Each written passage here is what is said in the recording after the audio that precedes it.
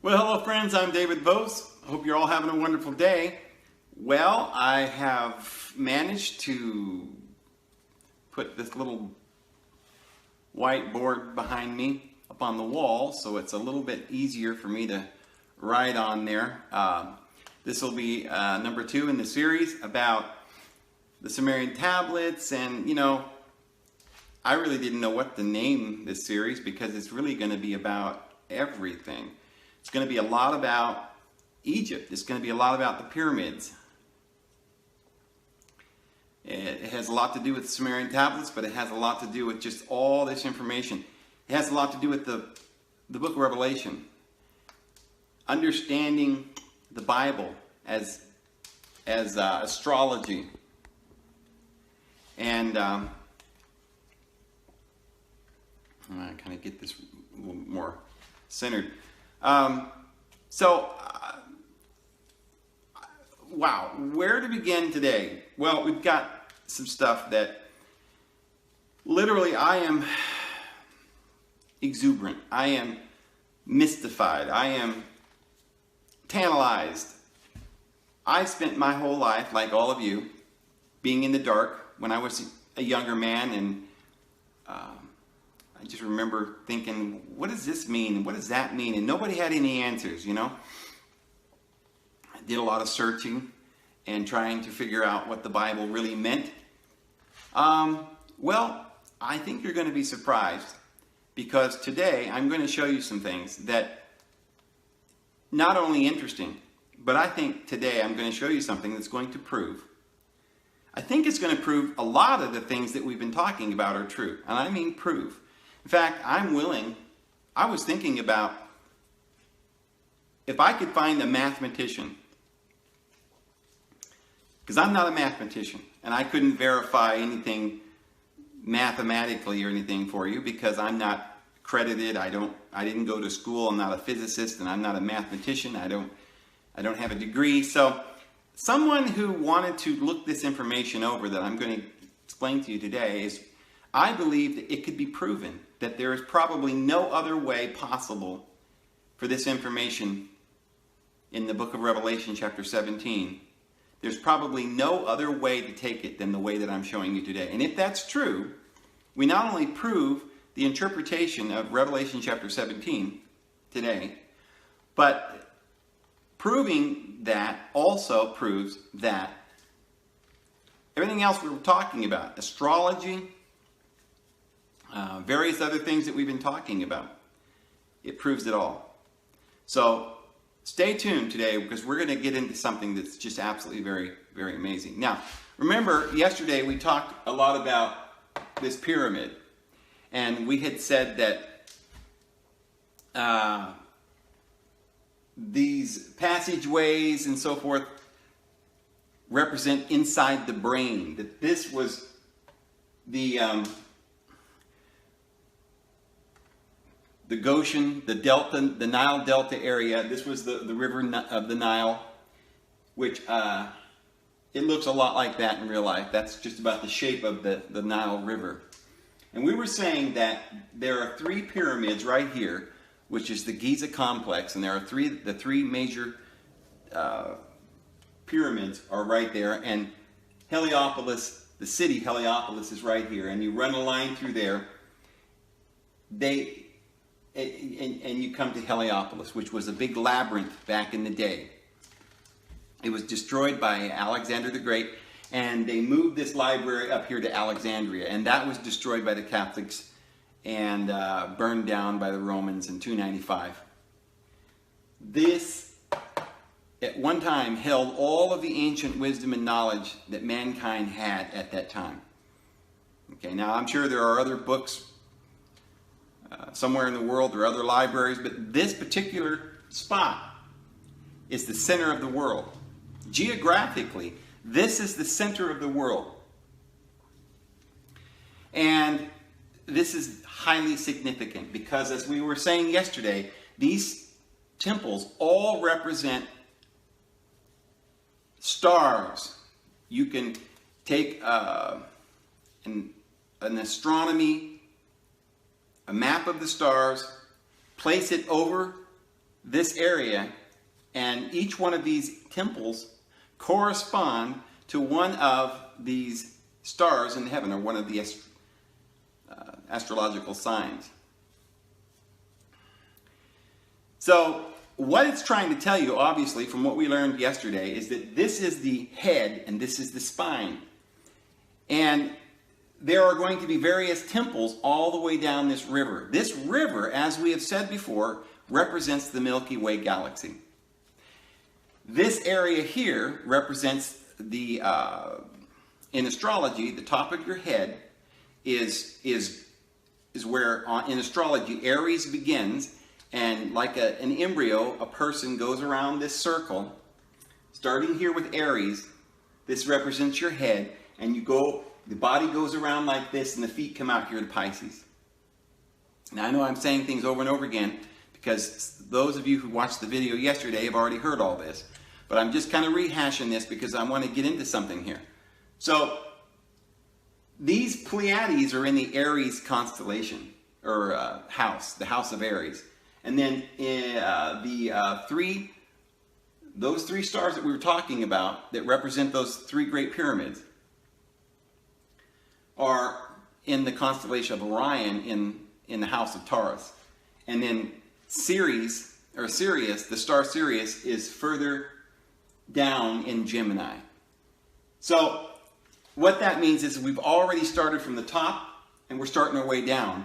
And now over here in Egypt, see, remember, this is the head. Okay, so this represents the head, and this pyramid in the third eye represents the hypothalamus gland inside your head, and the pituitary and the pineal gland are the king's chamber and the queen's chamber. And these shafts represents getting information from the Pleiades, which, remember now, as above, so below. In the esoteric wisdom, this is it.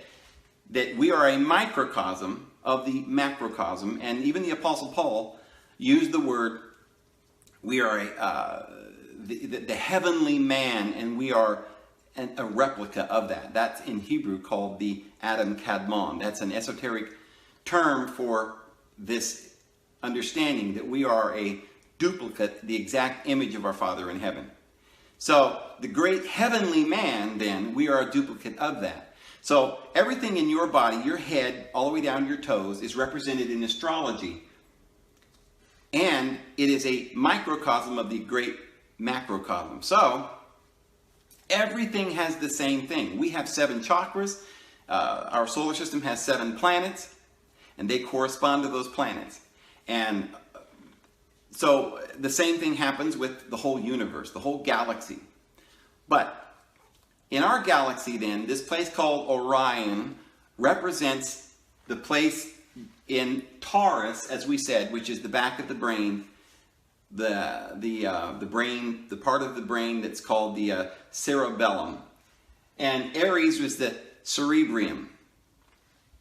So, in the head and inside below the cerebrium, there is the third eye, and this is what the pyramid's trying to teach us, that the shaft that goes in through the grand hall goes in and kind of ascends, and that's what happens when light comes into your eye, and it ascends and it goes in to the back of the thalamus gland, and it excites the pineal gland.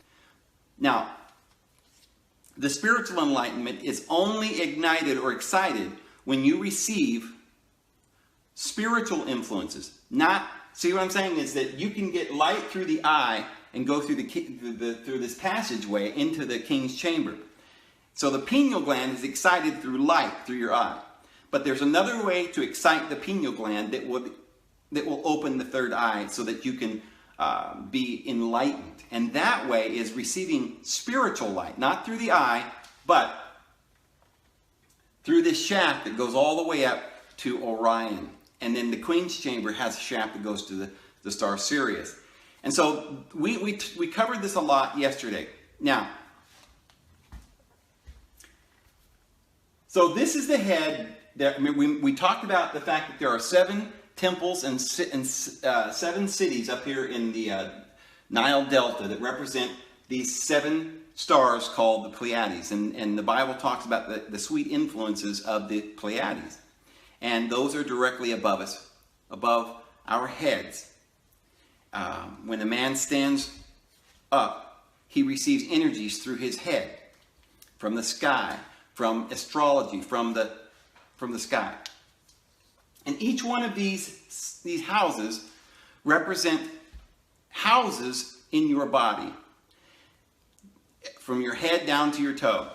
So we should expect then, just as there are stars above each one of these houses, they are the astrological signs that have an effect. They have vibrations and frequencies that if you're born under that sign, it affects you. And, you know, any particular day of the year or month, those influences always affect you. So if you're a Leo, or you're a Cancer, or you're, Capricorn, or whatever, you're going to get these particular influences depending on the time of the day and so forth as they come into contact with you. So, just as this is the top and this is the bottom, so this is the top and this is the bottom. Now, this represents the sky. As we said, this is the Nile River and it represents the Milky Way. And so, this is the head, these are the 7 planets, these are the 3 planets that's in Orion. So this would be Taurus. And then as we go down, there's going to be various temples that they made that are going to represent certain things in your body as well as certain things in the sky. Now, just to give you a little taste, we're not going to get into this too much today. I just wanted to kind of do this little bit of tease here. And then I'm going to explain some things that are just going to completely blow your mind. But just to let you know that this is what's coming up. We're going to discuss all these temples. Many of you may know that I've been teaching that Abraham, Isaac, and Jacob actually were pharaohs. And the word pharaoh means the great house. And of course the great house is the house of On. Remember that Joseph went down into Egypt ahead of the rest of Israel. He married Potiphar's daughter, which we find out is the great Pharaoh in the line of kings back to King On, which is in the Sumerian tongue, Anu or Am. They set up a priesthood on earth, and this priesthood, you had to be a lineal descendant of the King An. We just talked about the first of these kings was Enoch, and we talked about how Enoch, according to all the apocrypha and stuff, had been a child of the gods, as well as Noah. You can even read about that in our Bible, how in the book of Jasher and different apocryphal books, where it talks about how Noah, they suspected that he was a child of the gods. Remember the sons of God who had relations with the children of men. So they were mixing their seed on the earth, and certain individuals were mixed with those, with certain of the gods, and they were children of the gods. So Enoch was the first of these. The Bible says that Enoch walked with God. The Sumerian tablets gives us a better understanding of this, a lot of the other apocrypha. And we find out that Enoch was taken to a place where he learned all of the wisdom of the gods. They taught him all of this ancient wisdom, astrology, and all of this esoteric wisdom. And he put it down in the great temple there, which was anciently called the Pillar of Enoch. This was before the Great Flood, 12,000 years ago. And it was built so it could withstand the flood. And by the way, we're going to find out that the flood is primarily, there may have been some flooding on the earth at the time, and certain stories about literal floods on the earth. However, most of that story about the flood is the story, remember 12,000 years ago, remember this is 12,000 years? Because there's 24,000 years of time to go all the way around in the astrological ages. The Bible, I don't want to rehash how I get to that. It's in the other video number 1. You can go back and learn how that time period is derived. But this bottom part of the wheel takes 12,000 years. So the flood was about 12,000 years ago, and the flood was actually going down into this bottom part of the wheel where there is water. And so there is a one of the star signs, or not a sign, but one of the constellations in the sky that's called Cetus, and it's the great sea beast.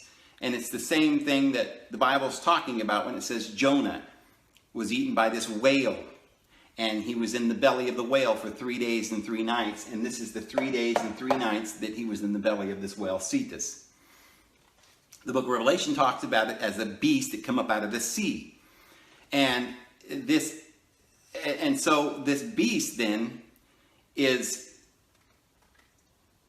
the carnal nature that is ruled over by the beast, meaning carnal nature, and the fact that human beings, when we go down into the darkness of night, we take on these dark carnal forces, and we go through these sufferings. We're not enlightened, and we're more like an animal. And so the book of Daniel says that you, O king, 7 times will pass over you, and you'll become like a beast. You'll grow feathers and hair, and you'll have long nails, and you'll eat straw like the bull. These are astrological animals. He's talking about astrology. So what I wanted to get to today is that just as a little tease, at the bottom of this area here, which is the bottom of the spine, right at the bottom, at the base of your spine, is a place called the sacrum, and there are 5 welded together vertebrae. They don't move, and that area is called the sacrum. And at the base, and that's the first chakra at the very base of your spine, and it's where there are 2. In ancient esoteric wisdom, you have these 2 nerves that go up. One has energies just going up, and one has energies just coming down. And they call this the Kundalini in the ancient Eastern knowledge. Now, in the Bible, it uses various symbols. We talked before about how in the Bible, it says that inside of this is a temple, and inside of this, in this most holy, there is this candlestick with 7 candles. The 7 candles are the 7 chakras that need to be lit, and Christ wants to come in so that he can light them. Christ is that inner spiritual man that is light, and that lightens your mind, and that lights those candles. And by doing so, we get rid of this beast with 7 heads, this carnal nature, and we transform ourselves.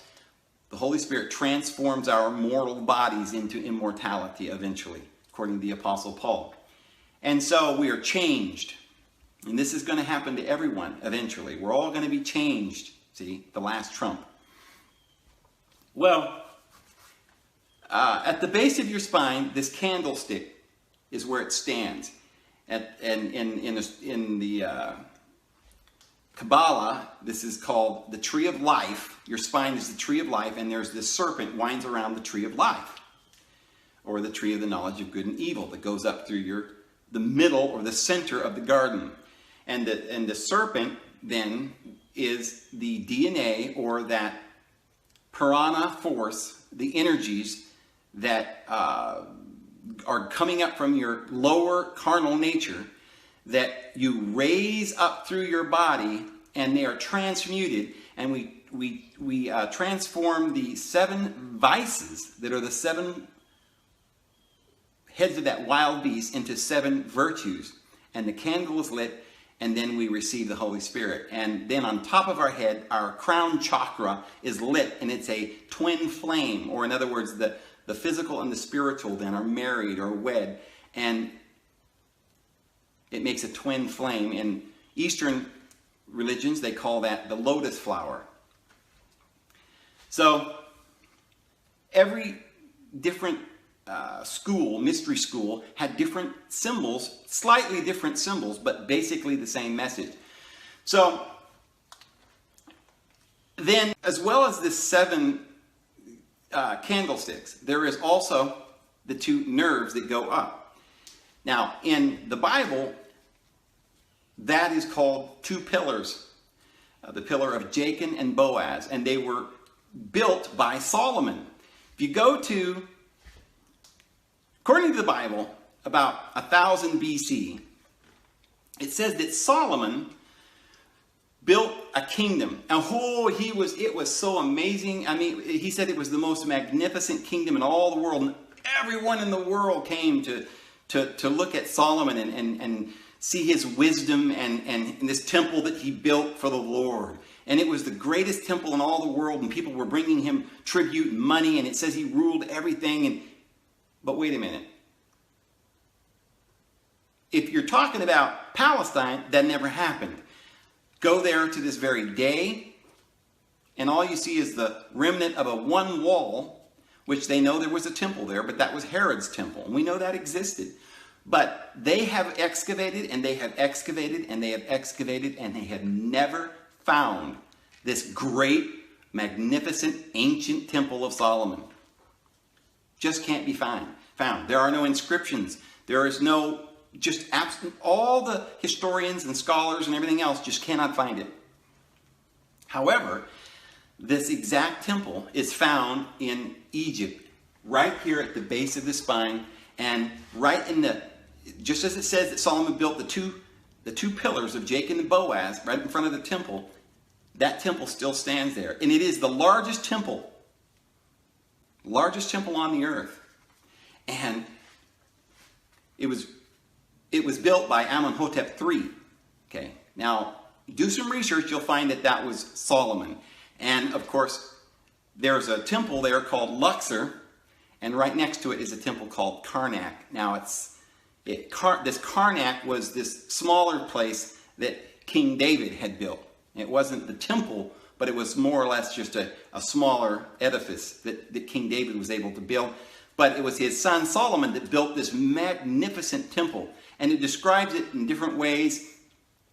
And it's all, everything that it says about Solomon's temple, you'll find down there in Luxor at the base on the eastern side of the Nile River. Karnak and Luxor are both on the eastern side. There are 4 other temples. The whole thing's a big complex, but the Luxor temple is the part where Solomon built it. And the whole story about him being married to the Queen of Sheba, you have to understand what this means. You see, as I've said before, Abraham, Isaac, and Jacob, they sojourned in the land of Egypt for 500 years.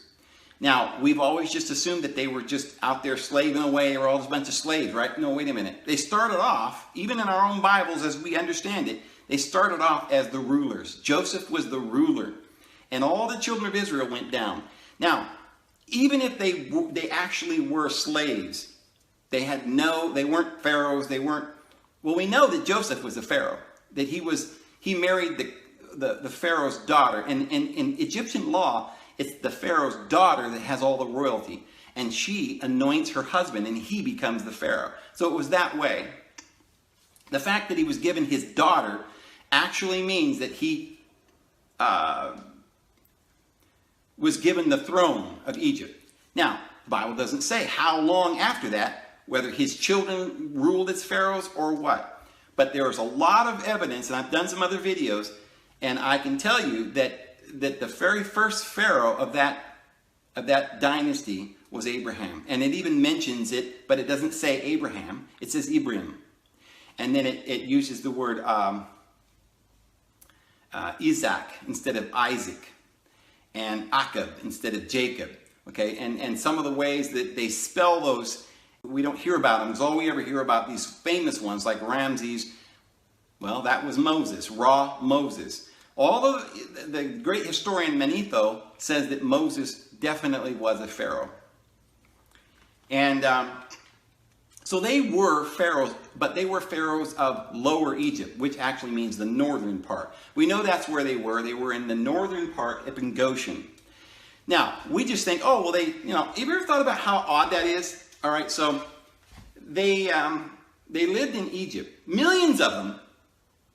And they were all slaves, but they had their own part of Egypt, which is the entire northern part of Egypt.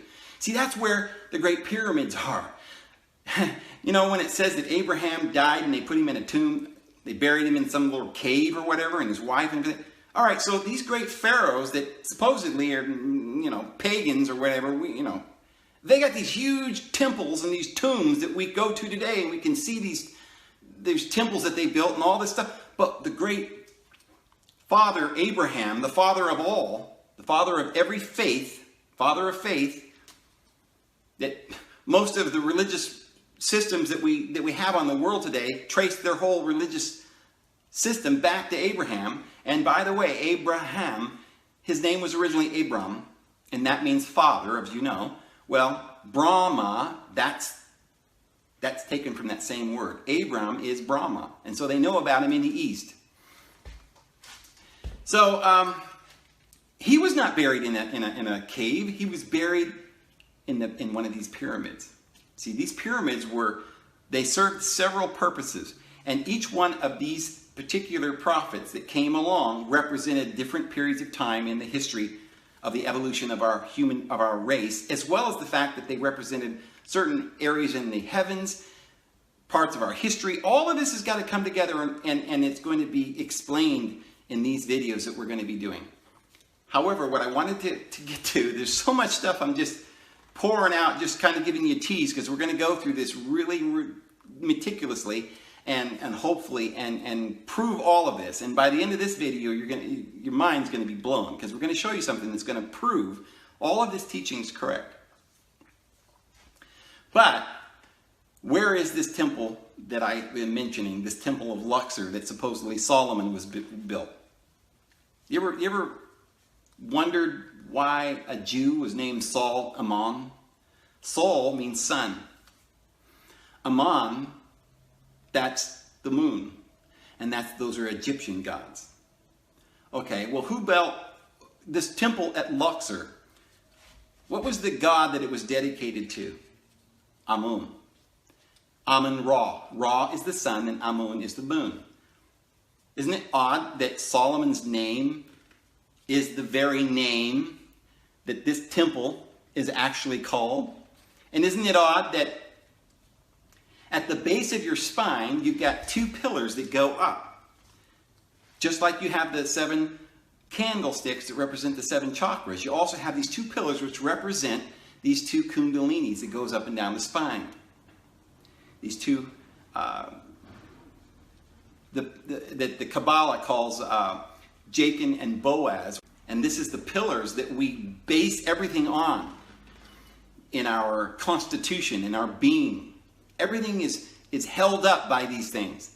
And it's held up from the base, which is Malkuth, which is the material, physical kingdom of this present world. The stability of the present reality. So, this temple, Luxor, is found at the base, right down here, in this little crook, right down here, what we said yesterday was this place called the Sacrum.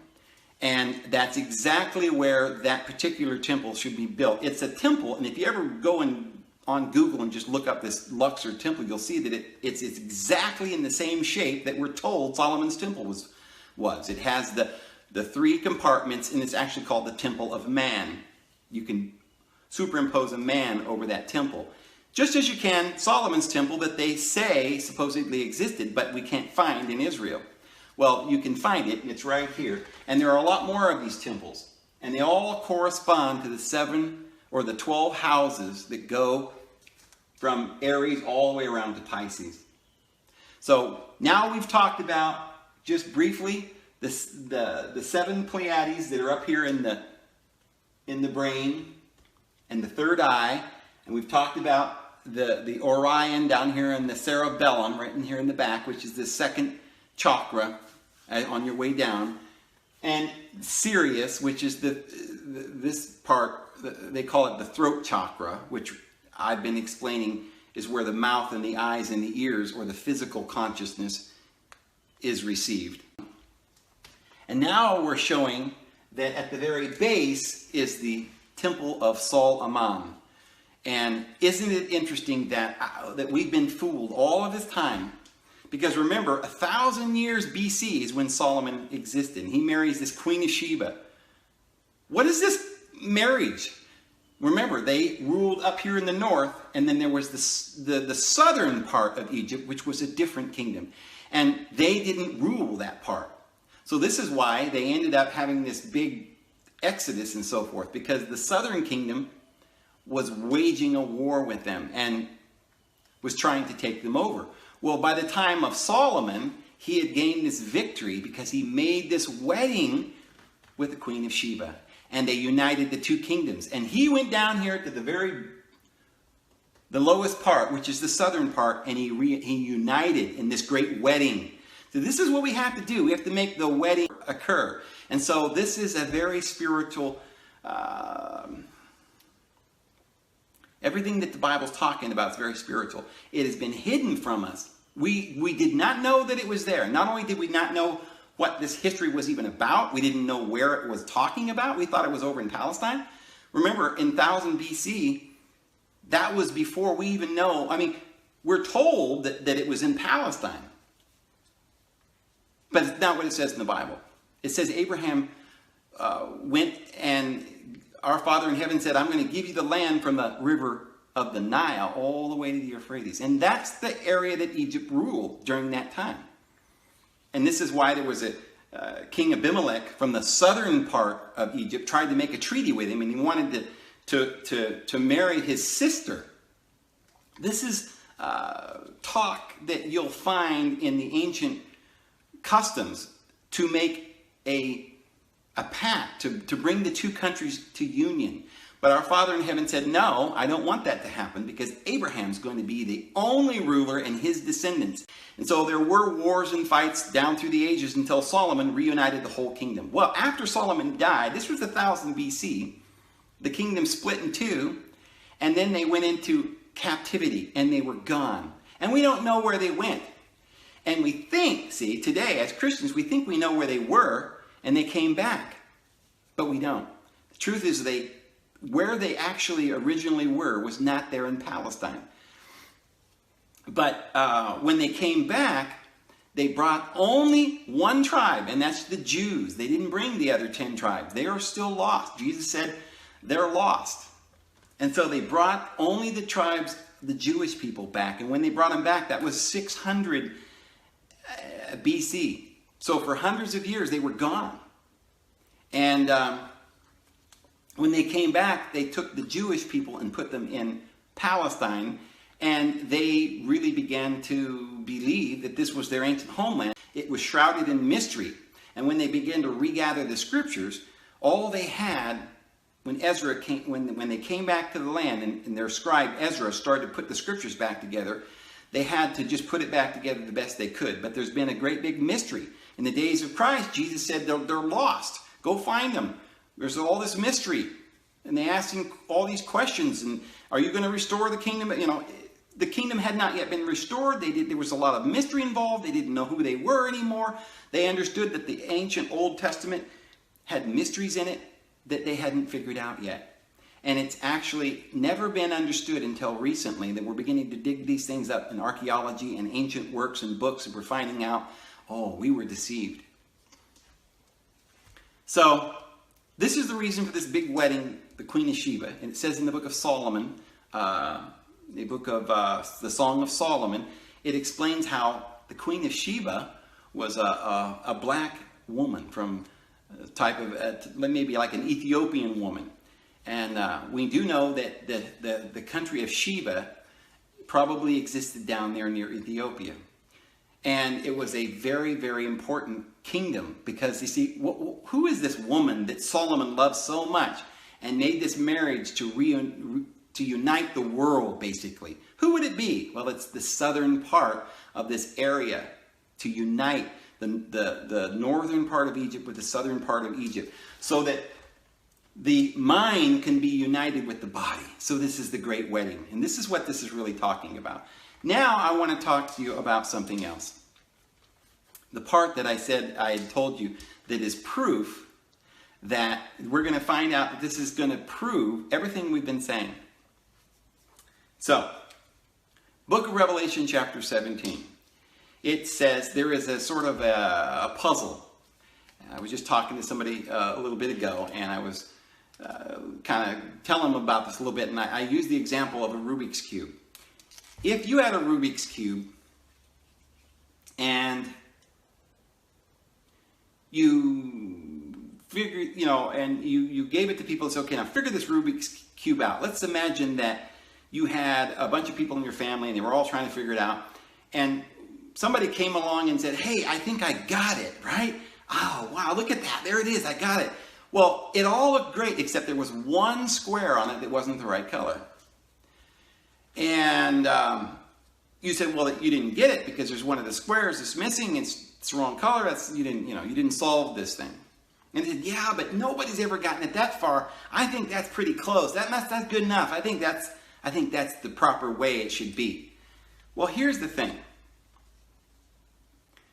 There's a million ways that you could move that Rubik's Cube, maybe a billion, who knows. There's probably 1,000 different ways that you could do it and have one or two of them not correct. And there's 1,000 different ways. So even though you've got it down that far, you are still completely wrong. That's not the solution. And that's exactly what we've got with Revelation chapter 17, which is really an epitome of the entire Bible. You've got all these religions and people saying, we figured it out, and look at this. What do you think? It looks pretty good. It's better than the other church. I'm going to join, right? But it's not right. And you need the truth. You need to figure out this puzzle. Because when you figure it out, it's going to blow your mind. It's going to blow your mind. It's going to give you eternal life. It's going to do more for you than just give you a little good feeling in your heart. It's going to make you cry tears of joy. It's going to give you eternal life. It's going to do so many things for you that it's not doing now. This is not what we're after. It's not good enough. We need the truth. So we've got to figure this Rubik's Cube out. And we've got to get every one of them in the right place. And when we do that, then we know that that's because there's only one way that you can do it that's right. And that's when every one of those boxes are the right color on each side. So here's this puzzle. Now I think this puzzle that John put in Revelation chapter 17 is going to be key to understanding all of this stuff that we're talking about. Because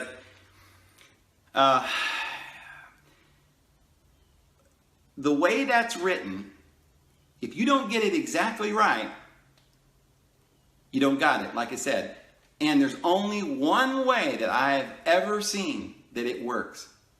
So, I mean, if somebody came to you and said, hey, I figured it out, and they gave you this big, long explanation, it sounded pretty good, well, I think the beast is the Muslims, or I think the beast is the Pope, or I think, and it's like, well, that sounds pretty good, yeah, well, what happened, what's this 1,260 days, and what's the horns, and what's the beast, and you say, oh, well, it's, there were 10 kings that came up, and Justinian was the, okay, it sounds pretty complicated. I didn't think that you have to do a study on history to figure out the Bible. What if you can't find all the details? You don't have any history books or what? Is that really how we're supposed to understand it? Well, as I've been saying, friends, that this whole thing's very spiritual. We've been talking about how this beast is the carnal nature, and it's got its little tentacles throughout your body. And the 7 heads are these 7 blasphemous natures, this carnal, bestial nature that is being ridden by this harlot. So the harlot rides this beast, and according to the book of Revelation chapter 3, the harlot is in here, is in your heart. And she's taken up residence, and she's in control. We've got to get rid of her. See, in order to cleanse our body, we've got to get rid of this idolatry. We've got to be pure. We've got to be undefiled. Okay, this is something that the law could not do because it was weak through the flesh. You have to cleanse the flesh. You have to cleanse the flesh by cleansing the spirit. Jesus said that it doesn't matter what goes into your mouth, but it matters what comes out of your heart. It's about the spiritual. And so we have to understand these spiritual things. We have to understand them perfectly right so that we understand the whole thing and put it together. Now, Revelation chapter 17 says about this beast, it had 7 heads, and it says that there are 5 of the 7 heads that had already fallen. There was one of the heads that existed when John lived, and there was the 7th head that was yet to come, and that there was another head that would be the 8th and would be one of the 7. Now, that sounds like, a puzzle, but when you see the answer, you'll realize there's only one answer. Mathematically, there's only one answer, and there's only one way that you can make that answer come out. Daniel also talks about these beasts, right? So let's start with that.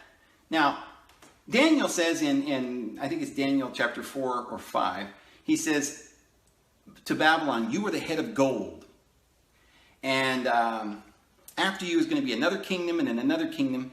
And at the end, there's going to be 10 toes, and then this whole thing's going to fall down, and 7 times will pass over you. In the video we did yesterday, we talked about those 7 times, and we defined what that is and how long they lasted. And I think we proved that it is 25,200 years, and that there are 12,600 years for the bottom of this wheel. And that's the time, the 1,260 days, which is 12,600 years, that the Virgo goes through the wilderness. For more on that, go back to the video number 1. Then in Daniel chapter 7, he sees the whole thing in a different way. This time he says he saw a beast. Okay, similar then to the Revelation. That's why I want to go over this. But he sees a beast, and it comes up, and it says it was a lion, and it had eagle's wings. No one has ever understood any of this.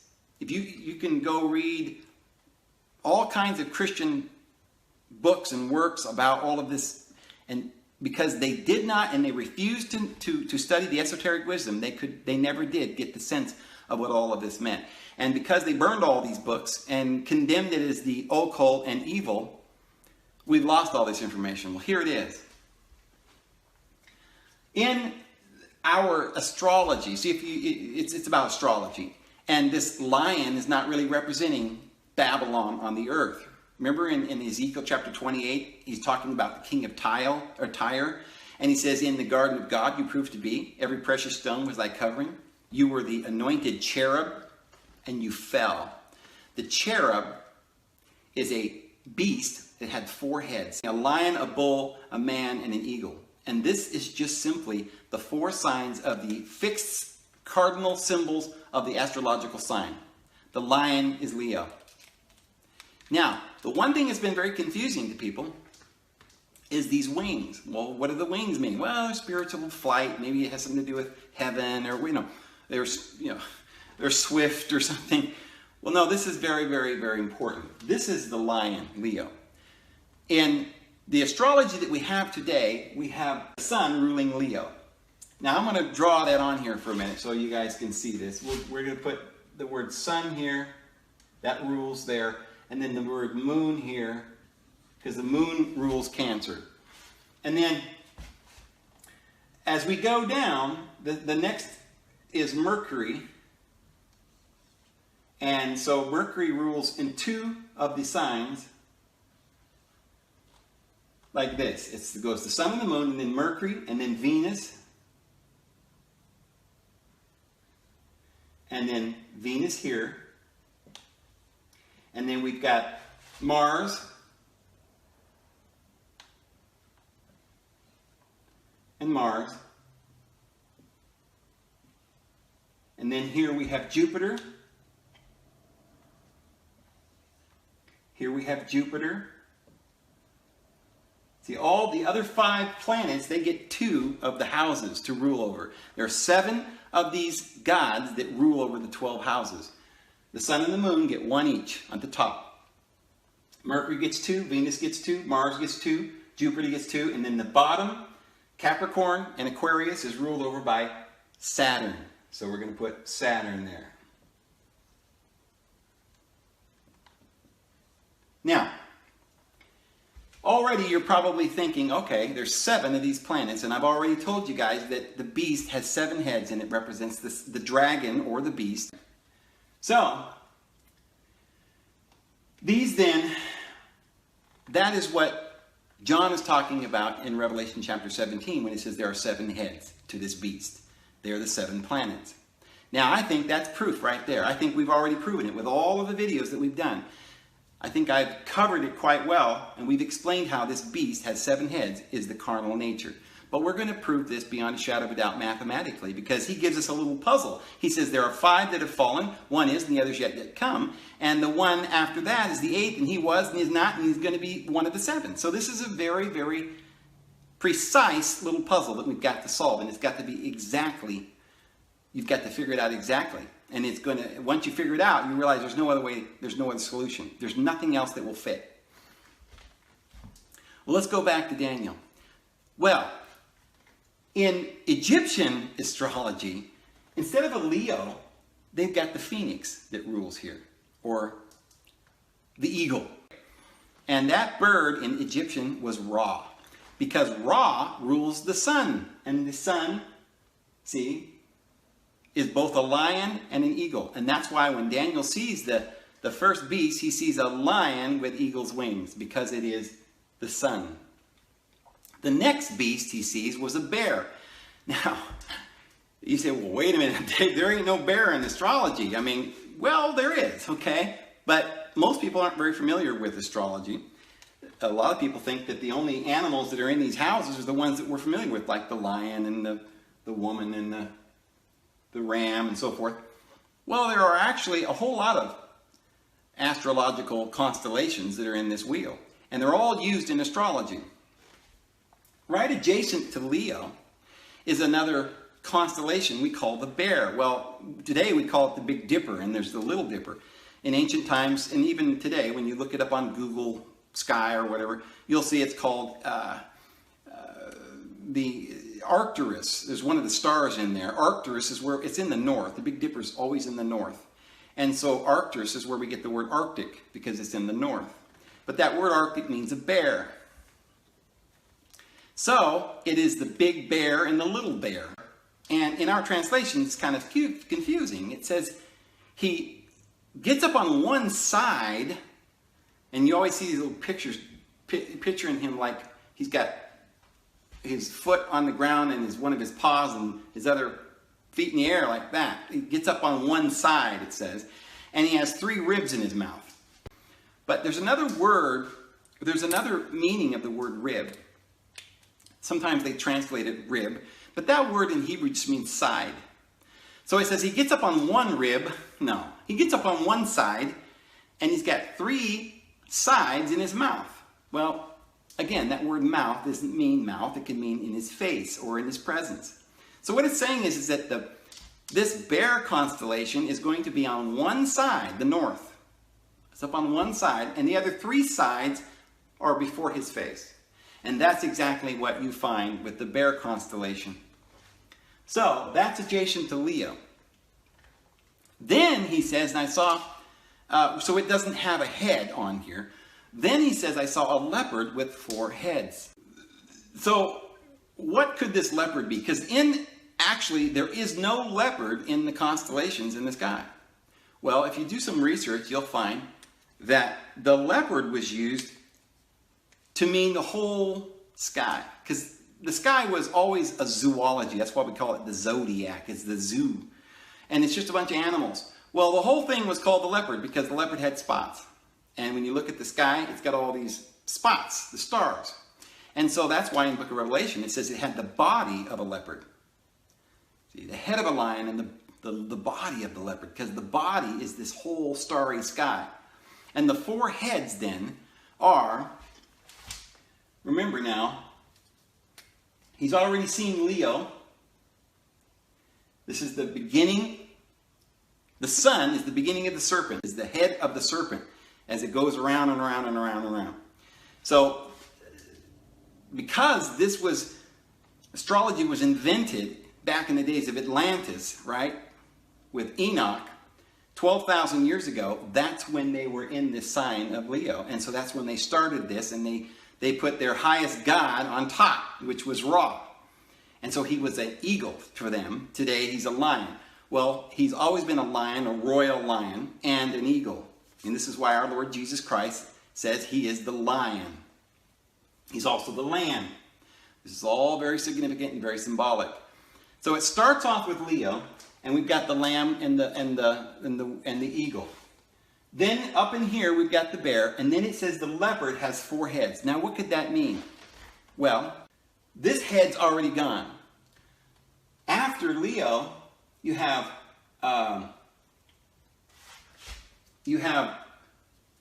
remember Daniel is right about here, right? Because he's about 600 BC. So he's seeing this whole thing from this vantage point. He's looking all the way back, and the angel's saying, okay, this is where it all began. Before the flood, back in the days of Atlantis, right? With the kings that are ruling over the world, the archons, the rulers, the devil. This is not kings on earth. They're just types. This is the real interpretation. So, between here and here, you've got 1, 2, 3, 4, 5, 6, and then this is the 7th. This would be houses. But in the 7 houses that you've got between there, there's actually only 4 heads, because the heads of the dragon, there's only 7. And as we said, there's the sun and the moon, and then the Mercury, Venus, Mars, Jupiter. So, how many heads do we have? Well, we don't have to count the lion, because we've already covered that one. There's Saturn that's mentioned twice. You've got Mercury, Venus, Mars, Jupiter, 1, 2, 3, 4, down to Capricorn. That's where the leopard stops. So first you've got the lion, then you've got the bear.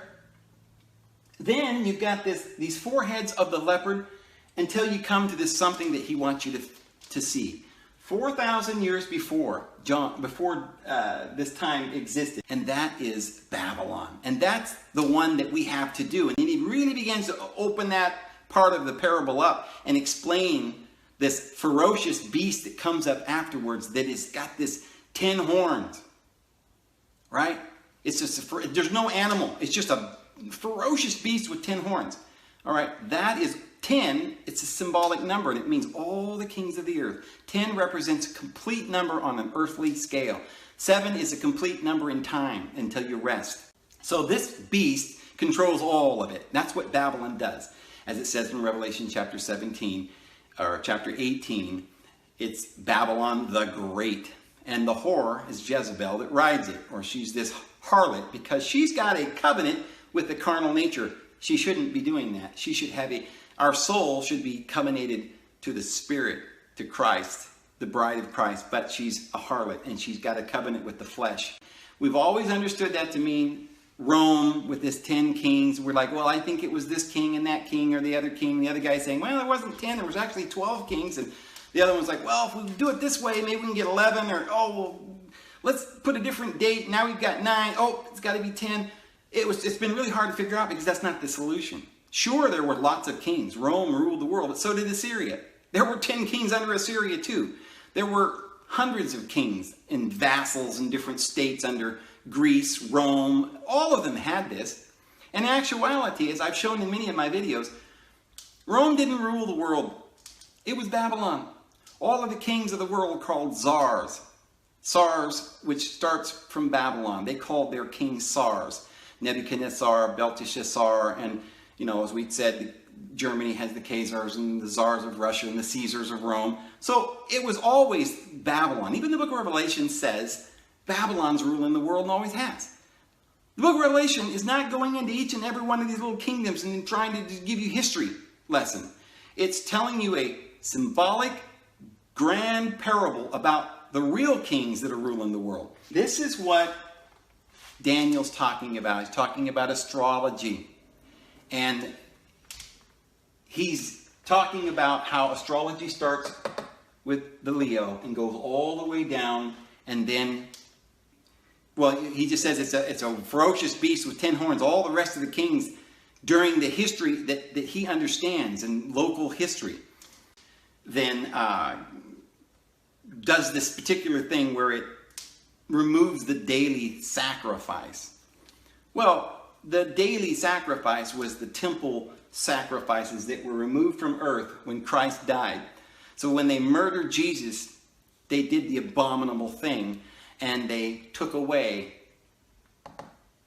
the daily sacrifices in the temple was destroyed. It was in 70 AD, and the age of Aries began. So, even though the fourth beast of Daniel, chapter 7, has 10 horns and represents Babylon and all the kings that will come after. Now, there's more to the Daniel 70 weeks that I'm going to get into in another video. I'm going to explain what all those weeks mean and all those times, because it's very interesting. But now, let's go to Revelation, because this is going to sew it up for you. So remember, when John wrote this, he said there were 7 heads, or 7 kings. 5 had fallen and 1 was in his day. John lived here in Aries, so the one that was had to have been number 6.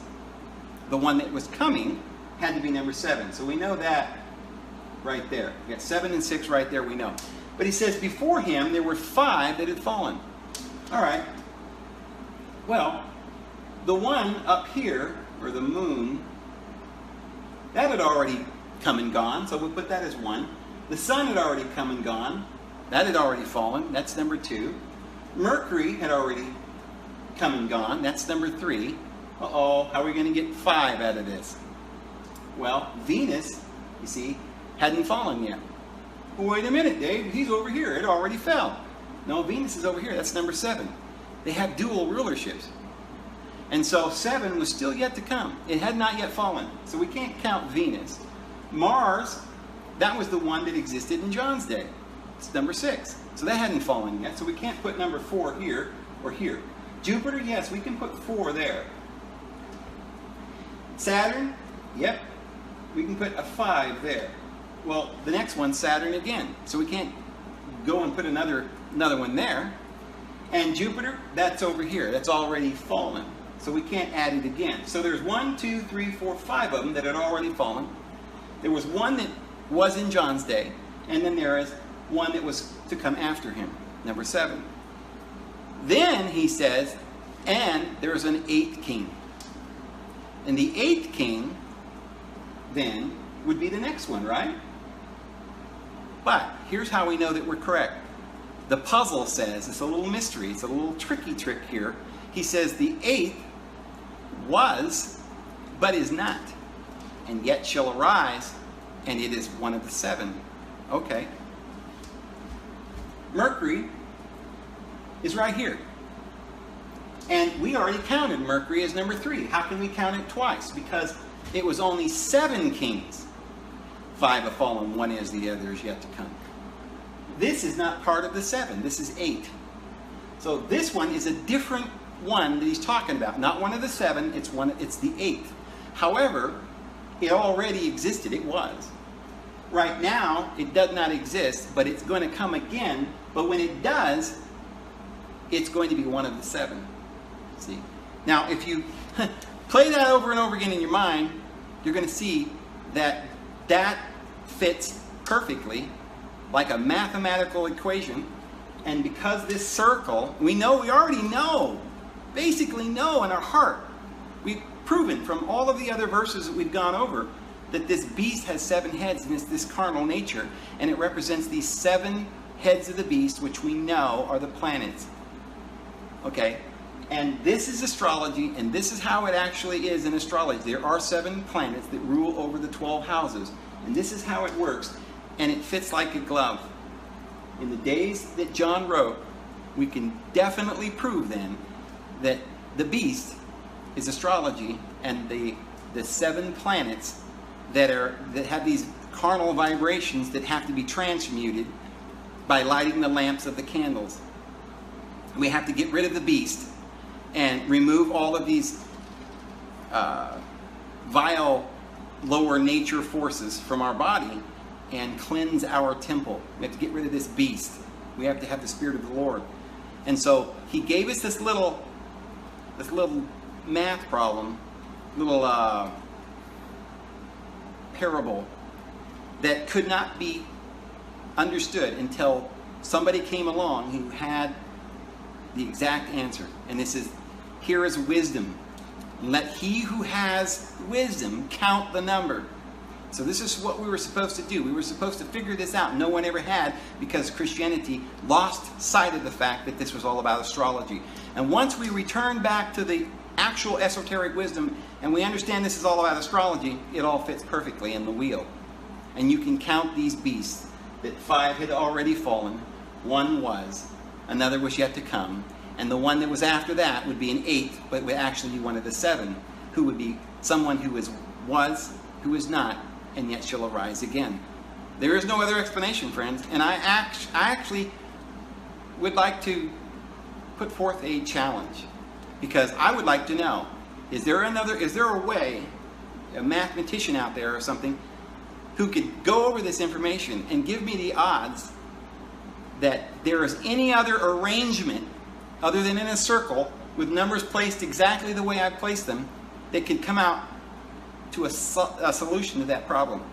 And if that's true, then we know if it has to be done in this manner with a circle and the way I've done it, that the only explanation could be astrology. I don't think there is another explanation. I mean, people have tried to come up with other explanations, but they've got to make some sort of mistake somewhere along the line that they have to overlook. This does not overlook any mistakes. So this is the answer. Anyway, I've already gone a long time today in this video, and I'm going to have to close now. So I hope that you enjoyed this. We're going to take it up here tomorrow, and we're going to learn all kinds of stuff about these temples along the Nile River here and other esoteric, amazing facts. I hope you guys have a wonderful evening. This is David Vos, and we'll see you again tomorrow.